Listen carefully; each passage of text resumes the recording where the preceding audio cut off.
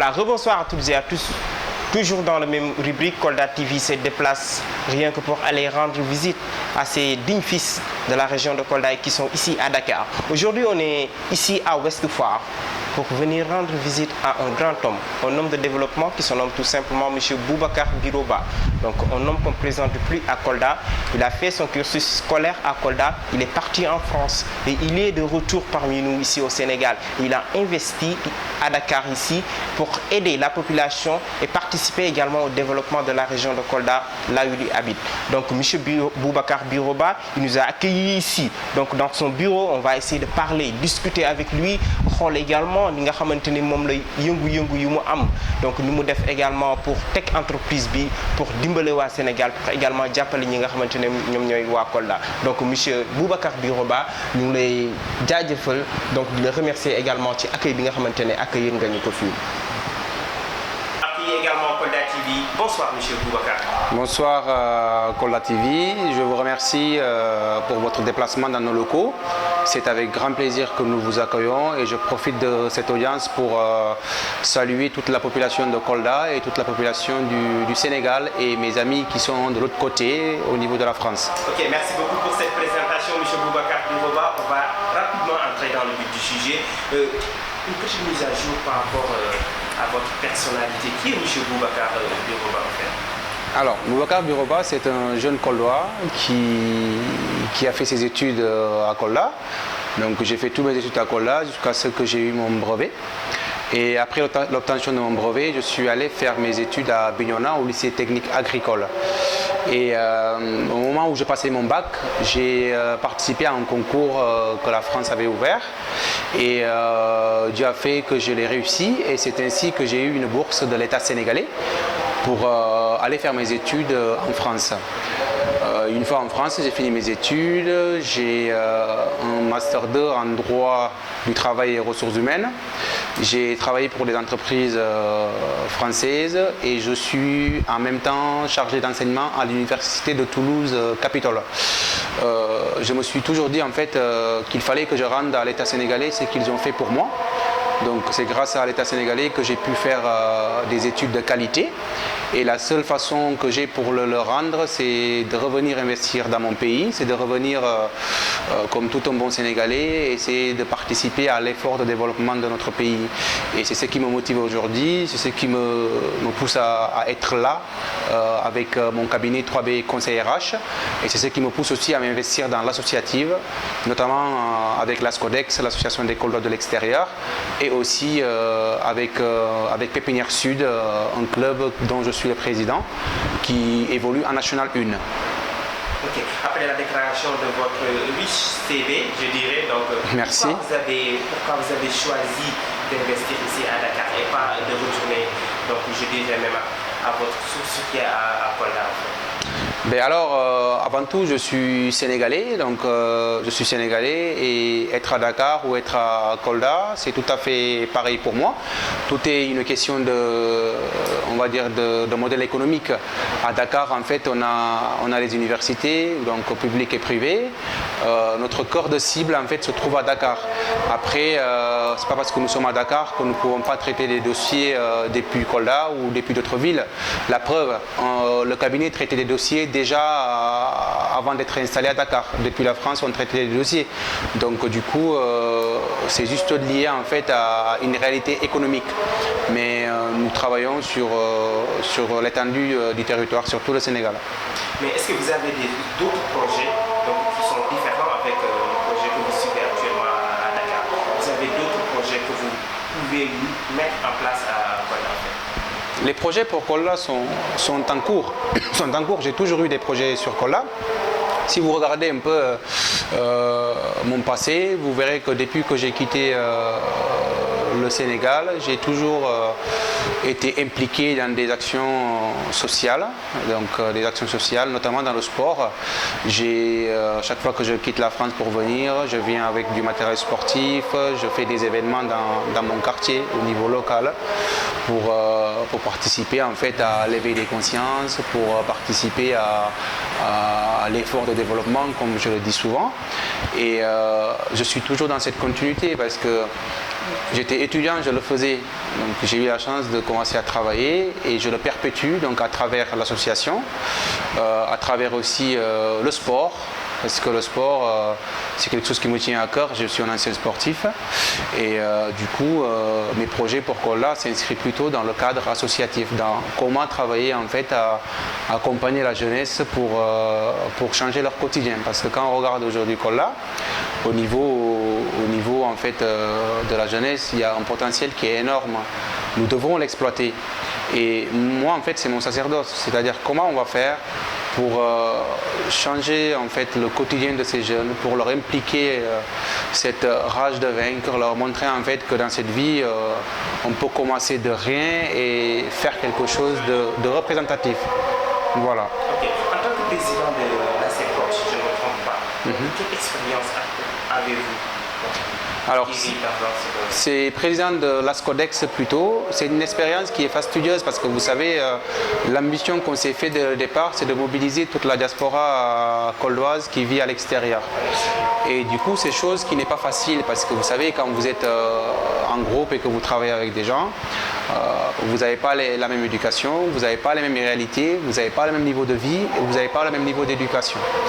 Donc l'idée, c'est de rassembler tous ces gens d'horizons différents pour faire quelque chose de constructif, pour changer le quotidien des citoyens.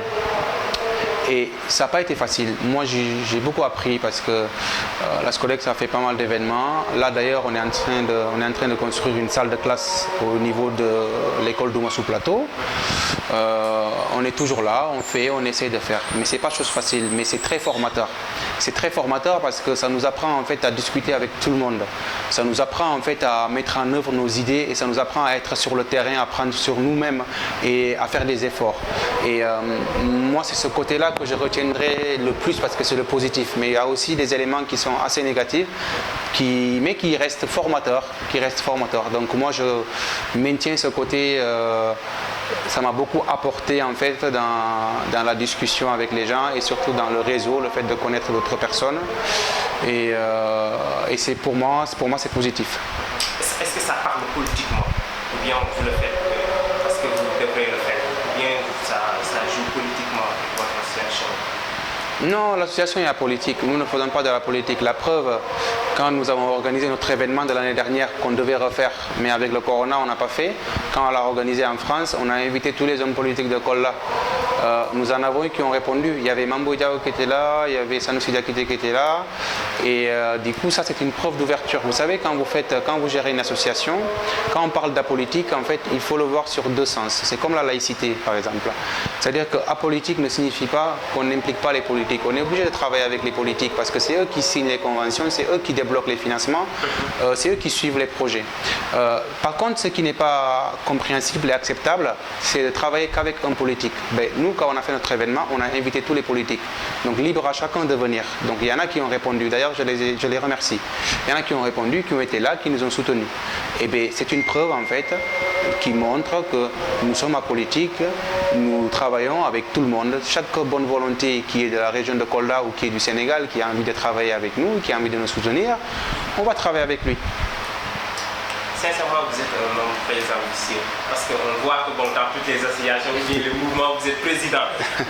Aussi, on voit ici, vous êtes le président encore une fois de Pépinière Sud. Bien sûr. Voilà, Pépinière Sud, on voit aussi, il y a beaucoup de changements. Est-ce que vous avez des partenaires ou bien vous utilisez, vous allez par votre moyen de bord? Alors, il y a des partenaires qui vous soutiennent en fait. Alors Pépinière Sud, merci de dire qu'il y a des changements parce que l'idée quand j'ai pris la présidence, l'idée c'était d'essayer de changer les choses. Et je l'avais dit d'entrée en fait, j'avais dit, vous savez, quand on a fait le lancement, j'avais dit, les amis, je ne serai pas ce président qui va sortir de l'argent dans sa poche pour distribuer. Je ne serai pas ce président qu'on va appeler, on manque de ça, je sors de l'argent. C'est pas ça le but. L'objectif en fait, c'est de créer un cadre qui va permettre à chacun d'entre nous, des opérateurs économiques, des partenaires, de pouvoir accompagner le club, de pouvoir soutenir le club. Et aussi donner un cadre pour que nous ne soyons plus bernés en fait. C'est-à-dire que nous formons des jeunes Mais une fois quand ces jeunes viennent à Dakar dans d'autres clubs, ils sont vendus et nous, on n'a aucun retour. Pourtant, il y a la FIFA qui oblige au club de donner des primes de formation une fois qu'ils vendent les joueurs. Et bien nous, aujourd'hui, on a beaucoup de talents coldois qui sont sortis, mais à aucun moment, on a eu une prime de formation. Pourtant, ces jeunes, on les a formés. Et c'est un règlement FIFA. Donc moi, mon objectif, c'est de créer un cadre pour que demain, s'il y a des jeunes de la région de Kolda qui sortent, même s'ils font une traversée dans un club à Dakar, ce n'est pas un problème. Mais que demain, quand le joueur sera vendu, quand il sera professionnel, que nous ayons des retombées. Ça, c'est quelque chose de logique. Et bien, c'est cette intelligence que j'aimerais que nous ayons pour qu'on puisse bénéficier en fait des retombées en fait, de ce que nous faisons, du travail que nous faisons derrière. En ce qui concerne les partenariats, on n'a pas un partenaire financier, c'est-à-dire qu'il y a des gens qui nous soutiennent. Il y a des gens, en fait, moi je connais du monde, s'il y a des besoins ou il y a quelque chose, je peux toujours demander à un ami, est-ce que tu peux nous aider, et ainsi de suite. Donc c'est comme ça qu'on essaie de nous en sortir, mais on n'a pas les moyens nécessaires dont on a besoin pour faire fonctionner le club. Parce que nous sommes en National 1, ça demande des moyens, qu'un voyage coûte très cher, de déplacement ça coûte très cher en fait. Mais on n'a pas en fait 10 millions dans le compte ou 15 millions dans le compte qui nous permet d'avoir un fonds de roulement pour faire tourner le club. Ça si on vous dit ça, c'est pas vrai. Mais après, on se bat tous les jours pour avoir des gens qui viennent dans le club, qui nous aident, qui nous accompagnent. La preuve, j'ai signé une convention en France avec le district de la ville de Montauban, qui dépend de la Fédération française de football, qui nous a remis un important lot de matériel que moi j'ai expédié depuis la France jusqu'à Kolda. Et ça va être redistribué, ça va être distribué. Je ne vais pas le garder pour mon club, c'est pour la région de Kolda. Je vais en donner au club, je vais en donner aux écoles de foot. Mais c'est ça en fait, c'est ça le changement. C'est-à-dire qu'il faut pas voir même le matériel, mais il faut voir que nous avons réussi à signer une convention avec des Français, avec des étrangers. Donc du coup, voilà, on vend notre image, on vend l'image de Kolda en dehors de nos frontières. C'est ça le plus important et nous travaillons pour ça. Ok, maintenant pour l'instant ça va quoi, ça va. Non, on a encore besoin de partenaires. S'il y a des gens qui m'entendent et qui veulent nous aider, venez. Venez avec votre argent et vos moyens ou vos idées. On est là, on est preneurs. Ok. Avant-dernière question, pourquoi vous avez laissé la France là-bas? Il y a la belle vie, il y a tout. Et vous décidez de revenir en fait. Pourquoi? On voit, il y a beaucoup de pôles. Arrivé en France, il faut pas. Ils se disent, nous sommes là chez nous. Ouais. Non, bon, vous savez. Je ne sais pas comment vous répondre en fait. C'est-à-dire que moi en fait personnellement, pour ceux qui me connaissent, je suis la chance, ce que je suis aujourd'hui en fait, c'est l'État du Sénégal qui me l'a donné en fait. C'est l'État qui a financé mes études, c'est l'État qui a payé mes études, qui m'a payé un billet d'avion, qui m'a amené en France en fait. Et effectivement, j'étais bien, je gagnais bien ma vie, je suis bien en France en fait. Mais il y a cet esprit patriotique en fait qui revient, c'est-à-dire que les gens peuvent croire en fait que nous nous éloignons de la patrie, que nous préférons vivre ailleurs, mais en réalité, moi j'aime bien mon pays, j'aime mon pays, le pays a fait quelque chose pour moi, je veux le lui rendre, je veux rendre ce que le pays a fait pour moi, je veux revenir, c'est une question de reconnaissance. Moi je me rappelle que dès que j'ai fait mon bac plus 2, mon père m'a dit, Boubacar tu rentres.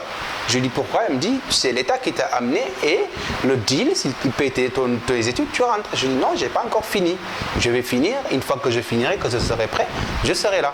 Donc il y a cet engagement en fait, cet amour du pays, cet amour de ma ville qui me fait revenir. C'est pour ça que je suis là. Je suis là au Sénégal pour rendre en fait ce que l'État m'a donné. Ok. Et c'est ça qui a amené, autant pour moi, notre Boubacar de 3B, qui signifie 3B, c'est mon nom. On m'appelait comme ça quand j'étais au collège en plus. Okay. C'est juste Boubacar Biroba. Voilà, c'est juste ça, Boubacar Biroba. Qui signifie de 3B. C'est ça. Votre dernier mot? Je remercie tous les gens qui nous suivent. Je remercie la population coldoise. Je remercie tous les gens qui me suivent sur les réseaux, qui m'écoutent, qui m'encouragent et les gens qui sont fiers de me voir revenir au pays. Je suis vraiment de tout cœur avec vous. Je suis reconnaissant envers vous et c'est juste le début d'une belle histoire. Voilà. Et vous rappelez aux gens un petit peu l'entreprise que vous occupez actuellement les démarches à suivre et vous êtes où particulièrement à Dakar? Alors, on est à Ouest Foire, au rond-point de la Cypresse, c'est juste à côté de Locasen. On est ouvert de 8h à 13h et de 14h à 17h. Donc, vous pouvez venir nous voir. On peut gérer vos dossiers de préinscription. Pour les entreprises, on peut leur gérer leur recrutement parce qu'on est des spécialistes du recrutement avant tout et du droit du travail. Donc, pour les entreprises, on propose du recrutement, on propose des formations également et on propose de la préinscription pour les élèves qui souhaitent aller faire leurs études en France ou bien faire un stage en France ou des salariés qui veulent aller faire un mois de vacances pour des partenariats aussi. On peut gérer leurs dossiers. On monte les dossiers de A à Z, on les soumet à l'ambassade et après, s'il y a des recours à faire aussi, on a les experts juridiques qui sont là pour faire les recours pour que vos dossiers puissent passer. Voilà en gros ce qu'on fait. Merci, c'est gentil. Merci beaucoup. Ciao, ciao. Merci beaucoup à M. Boubacar Biroba, l'homme des 3B. Nous sommes venus de la encore une fois. C'est avec un immense plaisir donc, pour cet accueil ici donc, à Ouest Foire. Merci beaucoup à M. Boubacar Biroba. Donc, comme je vous l'avais dit tantôt, on est là pour rendre visite aux dignes fils de Kolda qui sont ici à Dakar. Donc, sans plus tarder, on va continuer sur cette lancée à aller rendre visite à ces jeunes qui sont ici à Dakar et qui habitent également à Kolda. Donc, son entreprise est ouverte à tout le monde, aux étudiants, aux nouveaux bacheliers, aux nouvelles bacheliers, aux entreprises. Donc il se trouve tout simplement à Ouest Foire au rond-point Cypresse après l'immeuble Locasen et il va vous accompagner de A jusqu'à Z. Rendez-vous à la prochaine et merci beaucoup.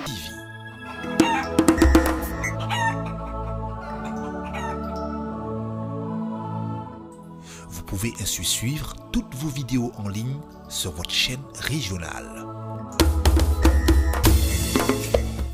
Kolda TV, la technologie au service de la créativité et de l'innovation.